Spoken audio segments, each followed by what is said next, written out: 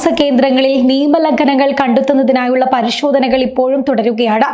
Residence ഏരിയകളിൽ വാടക കരാർ ഇല്ലാതെ നിൽക്കുന്ന ബാച്ചിലർമാർ, വ്യക്തികൾ എന്നിവരുടെ കെട്ടിടങ്ങൾ ഉൾപ്പെടെ നിയമലംഘനങ്ങൾ കണ്ടെത്തുന്നതിന്റെ ഭാഗമായാണ് പരിശോധന നടക്കുന്നത്. കുവൈത്തിന്റെ വിവിധ ഭാഗങ്ങളിലായി നടത്തിയ പരിശോധനകളെ തുടർന്ന് 1197 വ്യക്തികളുടെ താമസവിലാസങ്ങൾ റദ്ദാക്കാനുള്ള നടപടികൾ സ്വീകരിച്ചതായി public authority four civil information അറിയിച്ചിട്ടുണ്ട്.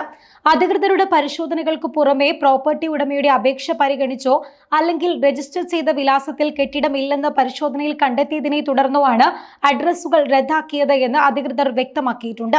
കുവൈറ്റ് ഐഡിയിൽ നൽകിയിരിക്കുന്ന താമസ സ്ഥലം പൊളിച്ചു മാറ്റിയതിനെ തുടർന്നും ചിലരുടെ മേൽവിലാസം നീക്കം ചെയ്തിട്ടുണ്ട്. പബ്ലിക് അതോറിറ്റിയുടെ തീരുമാനം സർക്കാർ ഗസറ്റായ കുവൈറ്റ് അൽ യൗം എന്ന ഔദ്യോഗിക പ്ലാറ്റ്ഫോമിൽ പ്രഖ്യാപിച്ചിട്ടുണ്ട്. ഇതുമായി ബന്ധപ്പെട്ട അറിയിപ്പ് ഔദ്യോഗിക ഗസറ്റിൽ പ്രസിദ്ധീകരിച്ച തീയതി മുതൽ 30 ദിവസത്തിനുള്ളിൽ ഒരു പുതിയ വിലാസം രജിസ്റ്റർ ചെയ്യുന്നതിന് ഈ വ്യക്തികൾ അതോറിറ്റിയുടെ ആസ്ഥാനത്ത് എത്തണമെന്നാണ് നിർദ്ദേശിച്ചിരിക്കുന്നത്.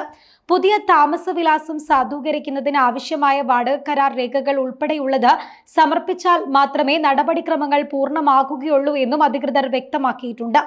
നിശ്ചിത സമയത്തിനുള്ളിൽ പുതിയ താമസ സ്ഥലത്തേക്ക് മാറി പുതിയ അഡ്രസ് രജിസ്റ്റർ ചെയ്യാതിരുന്നാൽ 1982 നിയമത്തിലെ ആർട്ടിക്കിൾ 33 പ്രകാരം പിഴ ഈടാക്കും.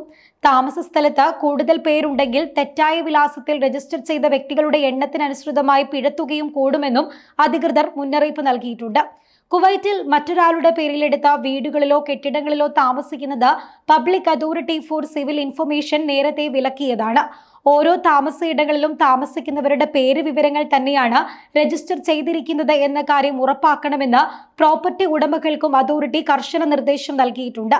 മാത്രമല്ല, നിലവിൽ താമസിക്കാത്ത ആരുടെയെങ്കിലും പേരുകൾ കെട്ടിടത്തിലെ താമസക്കാരായി രജിസ്റ്റർ ചെയ്തിട്ടുണ്ടെങ്കിൽ അവ രജിസ്റ്ററിൽ നിന്ന് നീക്കം ചെയ്യണമെന്നും അധികൃതർ അറിയിച്ചിട്ടുണ്ട്. വിലാസം റദ്ദാക്കിയതായി ഗസറ്റിൽ പ്രസിദ്ധീകരിച്ച 30 ദിവസത്തിന് ശേഷം 15 ദിവസത്തെ ഗ്രേസ് പീരീഡ് കൂടി പുതിയ താമസം അഡ്രസ് നൽകുന്നതിനായി അനുവദിക്കുന്നതാണ്. ഈ കാലയളവിൽ വിലാസം രജിസ്റ്റർ ചെയ്യുന്നവർ 20 ദിനാർ ഫീസ് അടയ്ക്കേണ്ടി വരും. ഈ ഗ്രേസ് പീരീഡിലും പുതിയ അഡ്രസ്സിലേക്ക് മാറാത്തവരിൽ നിന്ന് 100 ദിനാർ പിഴ ഈടാക്കുമെന്നും അധികൃതർ അറിയിച്ചിട്ടുണ്ട്.